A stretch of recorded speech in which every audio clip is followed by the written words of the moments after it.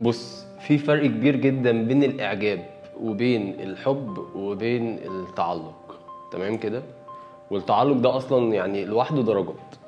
بس خلينا الاول نتكلم عن سؤالك عن الاعجاب، لان احنا مشكلتنا ان احنا عندنا خلط في المفاهيم. الخلط اللي في المفاهيم ده بيعمل لنا خلل في التعامل مع الشخص. يعني ايه؟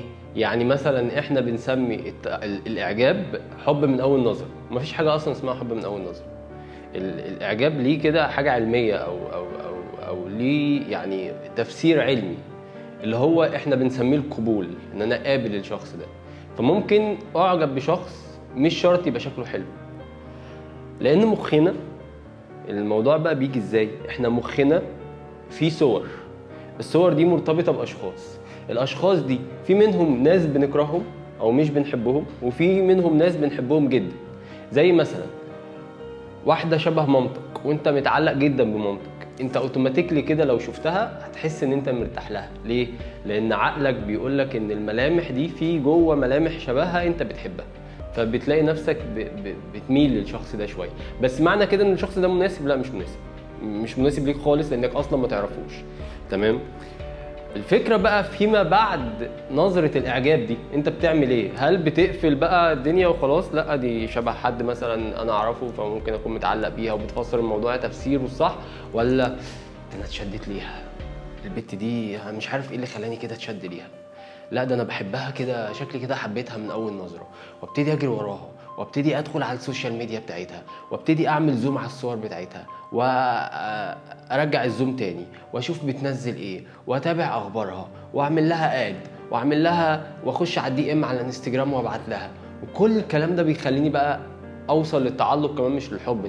انت بتحبش اصلا، لان انت ما بتعرفش الشخص عشان تحبه. احنا عشان نحب حاجه لازم نعرفها كويس.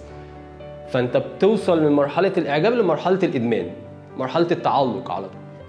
تمام؟ نفس الوقت البنات لو انت شفتي واحد مثلا انت متعلقه باخوكي او بتحبي اخوكي او بتحبي باباكي، وشفتي حد فيه نفس الملامح دي او نفس طريقه اللبس او نفس طريقه الكلام بتحبيه، بتعجبي بيه، بتبقي قابلاه. بس القبول ده مش معناه ان الشخص ده مناسب. ليه؟ لان انت ساعات كتير جدا بتبقي معجبه بشخص ولما تيجي تتكلمي معاه تقرفي منه. ما تشكلك او هيئتك دي كانت عجباني، بس لما قعدت اتكلمت خلاص قفلت منك. تمام؟ المشكله الكبيره ان احنا بقى قبل ما بنتعرف على الشخص، يعني هو ده الخلل اللي بيحصل، ان احنا قبل ما نتعرف على الشخص بندخل عايزين نعرف تاريخ حياته، عايزين نكبر بقى في الصوره ونشوف ملامحه. ودي بتبقى كارثه كبيره جدا وحاجه مضره جدا بنعملها في نفسنا، لان احنا بنعلق نفسنا واحنا مش دريانين اساسا. احنا مش عارفين احنا في حب ولا تعلق ولا في انهي درجه. فمش كل حاجه بتعجبنا تبقى مناسبه لينا. خدها قاعده كده، مش كل حاجه بتعجبنا تبقى مناسبه لينا. ساعات كتير جدا بتدخل كده محل تلاقي قميص شكله جامد جدا على المانيكان، حلو جدا، بس اول ما تقيسه تحس ان القميص ده زباله، حاجه مش حلوه خالص. تمسك الماتيريال بتاعته تلاقيها لا، مش جايه معاك سكه.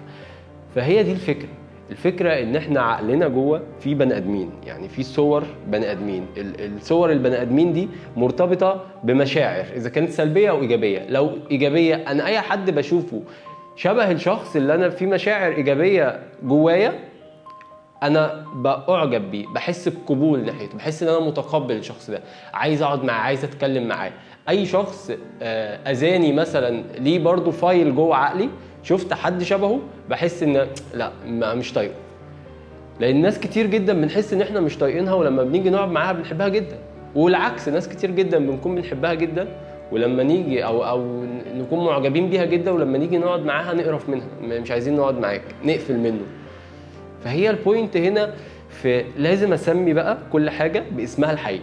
فانا هنا انا قابل للشخص ده، عندي مشاعر اعجاب للشخص ده. اللي بيخليني اكمل بقى هي الستيب اللي بعد كده اللي انا بعملها. عندي مشاعر للشخص ده، اعجاب، اوكي. الستيب اللي بعدها ممكن نتعرف على بعض، اشوف الشخص ده مناسب ليا ولا لا. انا هنا بحط كل حاجه في اسمها وفي مكانها الطبيعي.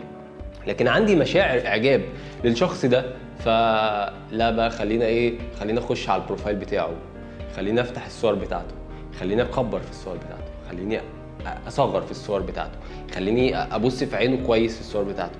كل الحاجات دي بتخليني ادخل وخليني كمان بالمره اشوف البوستات اللي بينزلها.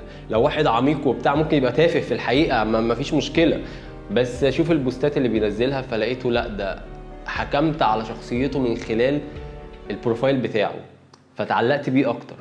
فالتعلق ده بيخليني اوصل لمرحله ان انا مدمن الشخص ده وانا اصلا لسه ما اعرفوش، ودي هنا بتحصل بقى الكارثه وبتحصل المشكله الكبيره جدا.